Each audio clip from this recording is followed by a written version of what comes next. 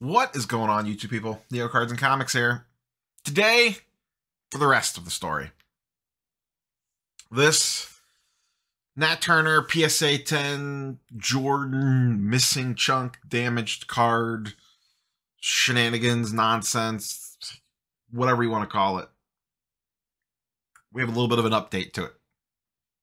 If you remember in Sunday's video, I said let's wait and see what PSA says once Nat, or what Nat says once he has the card back in hand. The optics on the whole thing were 100% terrible. 100% should have been questioned. But a lot of people jumped to the conspiracy theorist side of it immediately. You know, got preferential treatment, this, that, the other thing. Now, I said in the Sunday video that pretty much no matter what they do, the people that want to accept whatever explanation that they give will accept it. And then there'll be a segment of people that'll take whatever explanation they give and just twist it into whatever they want it to be, essentially. And we'll get to the full thing here in a second, because I could, you know, even with this, there's still some questions to be asked for sure. So Nat got the card back in hand.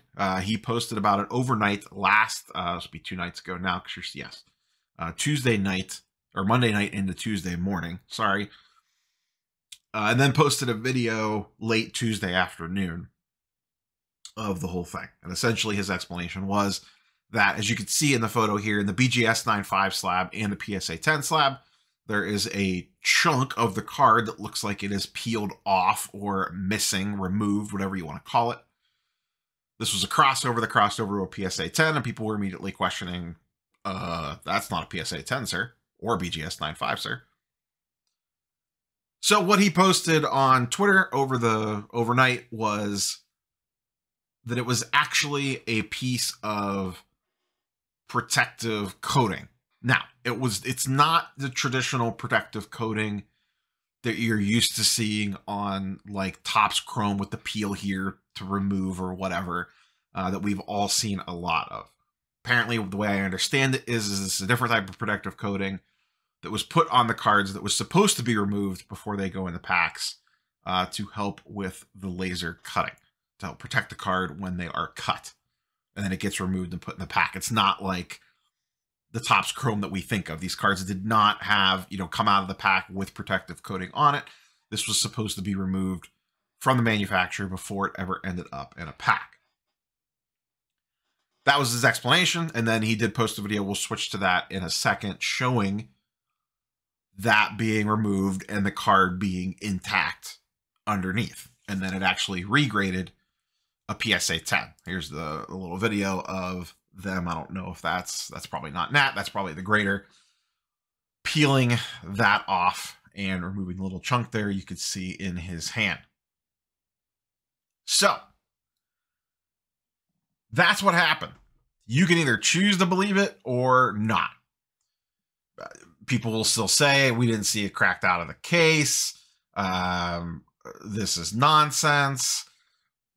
Why is he standing next to the grader with this card in the grader's hands? Listen, this is a no-win situation. If he does nothing, speculation will run wild that shenanigans were going on. If he does something like this, the people that yell that he was getting preferential treatment will continue to yell that because he's clearly there. Well, we don't know that he's there, but this is being recorded. I believe on Nat's phone. There's no volume. There's no audio on it, but Nat made it sound like he recorded it. He's clearly there with the grader while they are grading his card. So the people that want to yell conflict of interest will yell conflict of interest. And I can see that point. My biggest issue with the whole thing is, how the hell did it get a 10 in the first place?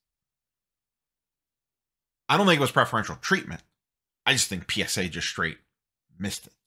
And apparently Beckett just missed it. Because of this, if nothing else, to me, this video proves that he didn't get preferential treatment the first time through. Because if this was what it was, they would have just removed it. If you want to talk about preferential treatment, the grader would have moved it, cleaned the spot off, and graded it a PSA 10, not slabbed it with the protective film on it. So to me, this proves that he was not getting preferential treatment when that card initially went through for the first pass, in my opinion. What it does show is, maybe the grading process isn't so tight. How did this get past the grader the first time? How did it get past QA1 and QA2?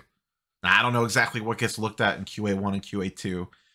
And supposedly 2 graders grade every card. And I know, maybe they take 60 seconds or less on an individual card. Maybe this one takes a little longer because there's more edges. Who knows? But a grader, this slip past. A second grader, this slip past. And then QA1 and QA2, this slip past. Now, this is not the first card to get overgraded or undergraded by PSA. You could search eBay and find tons of examples, to be fair, from every single grading company. Let's not sit here and pretend that PSA is the only one that has ever misgraded a card. All the companies have done it. This is just a very high profile example of it happening. So you could call that into question. To me, that's what this whole thing has shown, is shined a bigger spotlight on the grading inaccuracies potentially at PSA, at least in this case, and maybe across the board. Who knows? That is my general overall take on it. No-win situation. There was nothing he could have done here that was going to satisfy everybody. Like I said, the people that want to yell about preferential treatment are going to yell about that with this video. If he did nothing, they were going to catch flack for it as well. This is probably his best case scenario, was to be as public as possible about the whole thing. If I was him, this is what I would have done, and just eaten heat on, why are you there with the grader and this, that, and the other thing. I can already hear the people in the comments talking about this guy handling the card with no gloves on, a razor blade directly on the desk there to help trim the card up. Looks like there's a little spot on the card after the thing gets removed. I'm sure they just threw some Kurt's Card Care on that and cleaned that bad boy right up so it gemmed up real nice. Like I said, there's definitely still issues with some nonsense in this, but at minimum, I think it shows that Nat, personally, did not get preferential treatment. When this card initially went through the process, I did not necessarily believe at the beginning, and I definitely don't believe now, but the grader knew the first time that they graded it whose card that it was.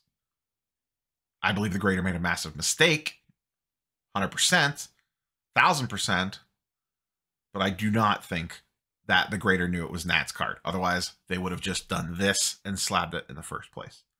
If you truly knew it was the boss's card. Was it a massive miss by PSA? Yes. Will this have any long-term implications? Probably not. Probably not. I expect the gem rate numbers to still be between probably 850,000 and 1 million for the month of November, and then maybe slowly slowing down as we move throughout the end of the year as the market continues to trend downward. So that is that. I look forward to reading the comment section on this one. So let me know your thoughts and opinions in the comments down below. Catch you guys and girls on the next one. Peace.